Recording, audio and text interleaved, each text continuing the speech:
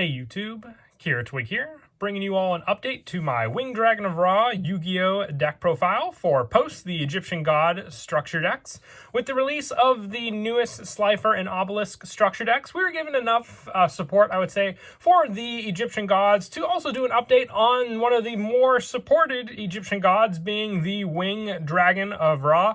It's also one of the more complicated god cards, not having, as many of the monster effects as it had in the original anime, but also just having more support overall in the form of a bunch of different cards that it got from the Rage of Ra booster set. But with the new generic divine Egyptian god support we received from the latest structure decks, I felt an update was definitely due for this deck as well, just to utilize all the different cards for the last and third final Egyptian god. So let's go ahead and get started with the deck profile.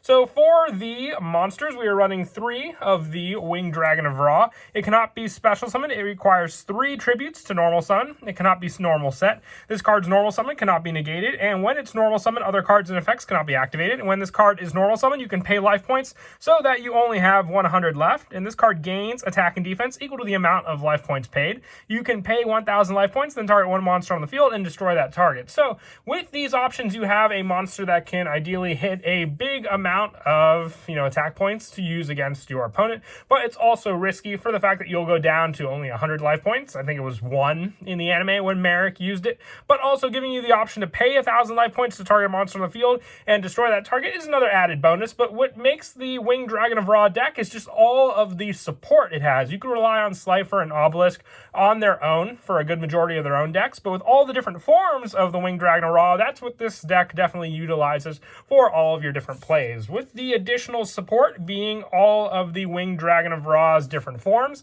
including the Winged Dragon of Ra Sphere Mode. It cannot be special summoned. It requires 3 tributes from either side of the field to normal summon to that side of the field. It cannot be normal set, and then this shift control of this card's ownership during the end phase of the next turn. It cannot attack. Your opponent cannot target this card for attacks or by card effects, and you can tribute this card to special summon 1, the Winged Dragon of Ra, from your hand or deck, ignoring the summoning conditions. And if you do, its attack and defense become 4,000. So I would say this is one of the ideal ways to summon out the Winged Dragon of Ra, just because you summon this card on your opponent's field after taking away their resources and then shifting control of it back to you. Then you contribute it and summon out your Winged Dragon of Ra without having to use any of your life points. Then you can save the life points by paying the 1,000 to destroy monsters on your opponent's field. Very, very useful just to keep your life points for that, and also for the fact that Sphere Mode will put your Winged Dragon of Ra at 4,000 attack on its own. So very, very strong for that setup altogether. But the final form of Ra is definitely also part of that setup. We only really need to run 1 of that card, and that is the Winged Dragon of Ra Immortal Phoenix. It cannot be normal summoned or set. It must be special summoned by its own effect, and cannot be special summoned by other ways. If the Winged Dragon of Ra is sent from the field to your graveyard while this card is in your graveyard, you can special summon this card, and also cards and effects cannot be activated in response to this effect's activation. This card is unaffected by other card effects, and you can pay 1,000 life points and send 1 monster on the field to the graveyard.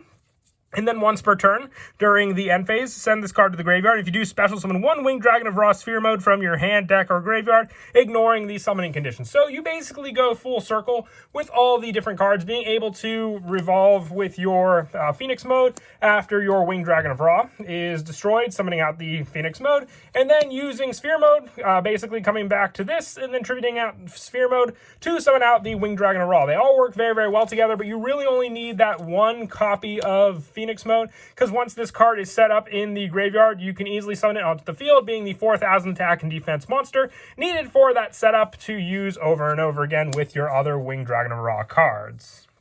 For some additional support for the tribute summon of Winged Dragon of Ra, I also run 3 Ra's Disciple. I would say definitely the most fitting card, since this card was used in all the Egyptian God card decks that I made, with this one being just, named after the Winged Dragon of Ra, obviously. When it's summoned, you special summon up to 2 copies of Ra's Disciple from your hand or deck. It cannot be tribute summoned except for the summon of a Slifer, Obelisk, or Ra, which in this case you'll summon out Ra.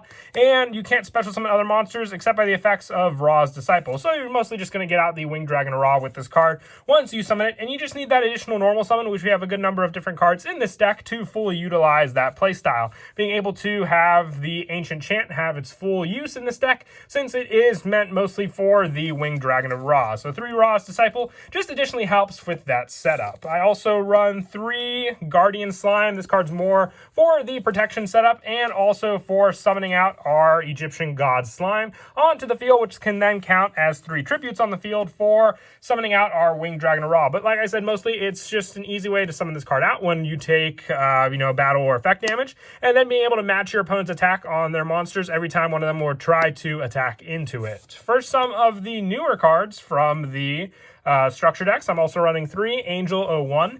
You can special summon this card from your hand by revealing 1 level 7 or higher monster from your hand. You can only special summon this card once per turn this way, and while you control this card, you can tribute 1 level 7 or higher monster in attack position during your main phase in addition to your normal summoner set. So we run a pretty good amount of level 7 or higher monsters in the form of Winged Dragon of Ra, Sphere mode, and Phoenix mode, and also just having Guardian Slime for that option as well. This is all good for that setup, being able to rely on the additional tribute summon as well, because when we have all those different monsters in Angel 07 on the field, that additional normal summon can be in the form of Winged Dragon of Ra. I would argue against these cards being good in the Winged Dragon of Ra deck if we had the original effect of Winged Dragon of Ra on it as well, where it would gain the attack of the tributed monsters, because this card and Tellus definitely don't have the best attack to make use of.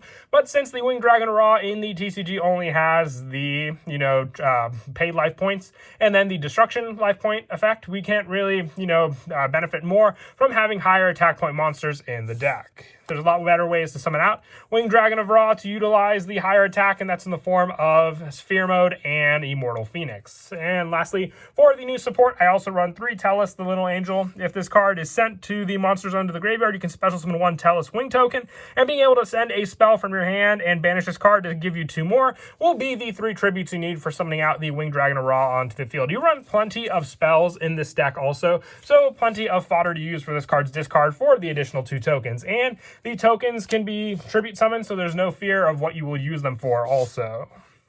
And then lastly, to finish off the monsters, I also run 2 Reactor Slime. During your main phase, you can activate this card's effect to special summon 2 slime tokens onto the field, and you cannot normal summon or set or special summon monsters for the rest of this turn except for Divine Beast monsters. And during the battle phase, you can tribute this card to set 1 Metal Reflect Slime from your hand, deck, or graveyard. It can be activated this turn. So the main play of this is obviously to give us slime tokens to tribute out for our Egyptian God. Also setting up the Metal Reflect Slime, which can also be used to go into Egyptian God Slime. I only run 2 of it in the deck, though. The Winged Dragon of Ra deck has a big focus on special summoning out in the form of other cards, unlike Slifer and Obelisk, so I really felt you only need 2 of this card, and having all of the other tribute options as well to rely on in this deck just give you more and more resources as well, including for those monsters. That is it for the monsters in the main deck. When I move on to the spells, I run 3 Ancient Chants. I only ran a short number of these cards in the Slifer and Obelisk decks, but this being the Winged Dragon of Ra deck, I felt you can make full use of this card since it's, revolves around Winged Dragon of Ra. You add 1 the Winged Dragon of Ra from your deck or graveyard to your hand, and if you do, you can tribute summon 1 monster during your main phase this turn in addition to your normal summoner set. You can only gain this effect once per turn, and you can banish this card from your graveyard if you tribute summon the Winged Dragon of Ra. This turn, its original attack and defense become the combined original attack of the monsters tributed for this summon. You can only activate 1 Ancient Chant per turn. So this is the one way that you can get around having the additional Winged Dragon of Ra monster effect, since it basically goes for the Ancient Chant to summon it out. I know the good majority of monsters have some lower attack. The most ideal way, I would say, to use Ancient Chant for the additional monster gain is by having the Ra's Disciples, because then you'll have the total attack of all 3 of them that you tributed on the field be used for the full power of your Winged Dragon of Ra. But mostly it's also for the search. Being able to search out your main go-to boss monster that much more easily by running 3 of this card definitely makes it a staple in the deck. But for more tribute options, along with the fact that you have Sphere mode to tribute your opponent's monsters, I'm also running 3 of the new Soul Crossing. During the main phase, immediately after this effect resolves, tribute summon 1 Divine Beast monster, and when you do, you can tribute them, but if you basically from your opponent's field. But if you tribute summon them this way, you can only activate 1 monster effect, not counting Divine Beast monster, or card effects for the turn and until the end of the next one. You can only activate 1 Soul Crossing per turn, but just another way to set up and take your opponent's monsters. If they have more and more resources, and let's say they're trying to get around the Sphere mode, this is just another good option to deploy some scare tactics tactics in them and what you can do against their monsters. And you want to run 3 of it just so you always have the option, even if you don't have the monsters, to summon out the Winged Dragon of Ra. It'll definitely put some fear in your opponent in playing more monsters, having to dance around this and Sphere Mode by taking away your opponent's monsters altogether. And I also run 3 Millennium Revelation. With this card, you can send 1 Divine Beast monster from your hand to the graveyard to add 1 Monster Reborn from your deck or graveyard to your hand. You can send Winged Dragon Ra from your graveyard with Monster Reborn, ignoring the summoning conditions. And also with this card, during the end phase summoning of this turn, it was activated. You must send the Winged Dragon Ra you control that was special summoned with Monster Reborn to the graveyard. You can only use the effect of Millennium Revelation once per turn. So it says Divine Beast monsters for the send to add the Monster Reborn. Unlike the Obelisk and Slifer deck, where we were only limited to 1 Egyptian god, with this deck, we still have Sphere Mode, Immortal Phoenix, plenty of targets, and that's why I'm running 3 of this card, because with 7 different targets, it just makes it that much more consistent to set something up in the graveyard. And setting up Immortal Phoenix in our graveyard just gives us more ways to summon it back onto the field to reuse again.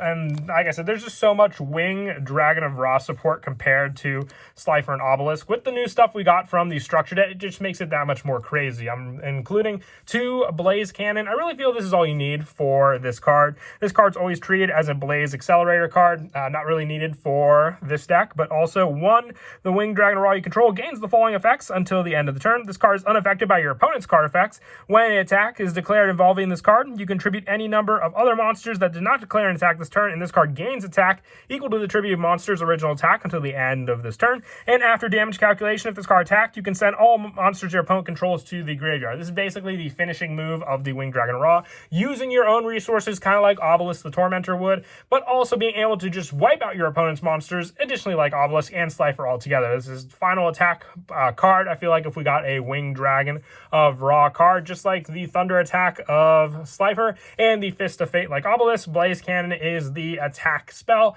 that we received for the Winged Dragon of Ra, just in a booster pack form and not in a structure deck. For the last of the one-ofs for the spells, I also run 1 Monster Reborn with Millennium Revelation. This card is just that much easy to search out, and the fact that we run 3 of them is no limit because it lets us add it from our deck or graveyard to our hand. I think it was that much more scary because I think Merrick ran 3 of this card in the anime, so definitely much more scary if we had Monster Reborn at 3.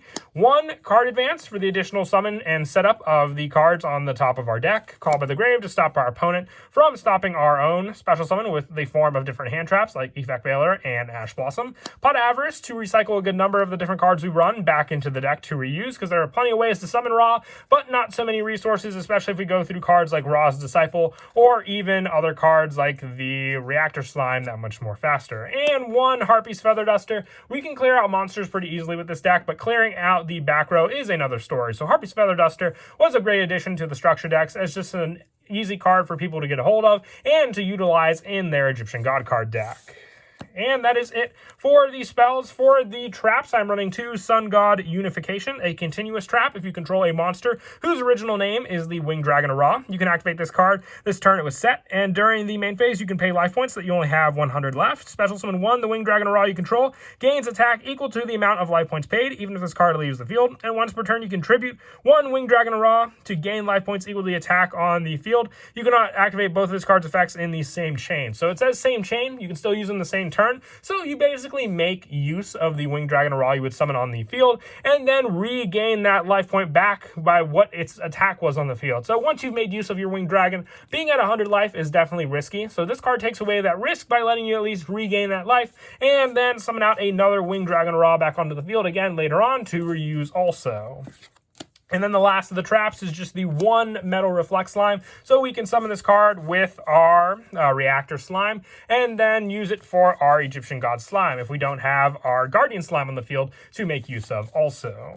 And that is it for the main deck. When I move on to the extra deck, you just run the 1 Egyptian God Slime. I really feel it's all you need. This card's a great defense card for the Winged Dragon of Ra, because unlike Slifer and Obelisk, I would say the biggest weakness for the Winged Dragon of Ra is you don't know what its attack points are going to be. At least with Slifer, you have a guarantee for the 1,000 each time. Obelisk with the guaranteed 4,000. But the life points, and depending on what they are, or just how you summoned Ra, it can vary what its attack is, meaning that this defense as Egyptian God Slime Slime comes in handy, just being able to take the attacks of your opponent by having it on the field. For some of the other cards in the extra deck, you don't go into the extra deck often. This is the main focus of the deck, is the Winged Dragon of Ra, but when you do summon out other cards, I just run one Salmon Great Almirage, one Link Karibo, one IP Masquerena, one Area, and one Lina, just because of the light and the slime monsters being water attribute, one Underclock Taker, one Barricade Board Blocker, one Nightmare Phoenix, one Nightmare Cerberus, one Nightmare Unicorn, one Decode Talker,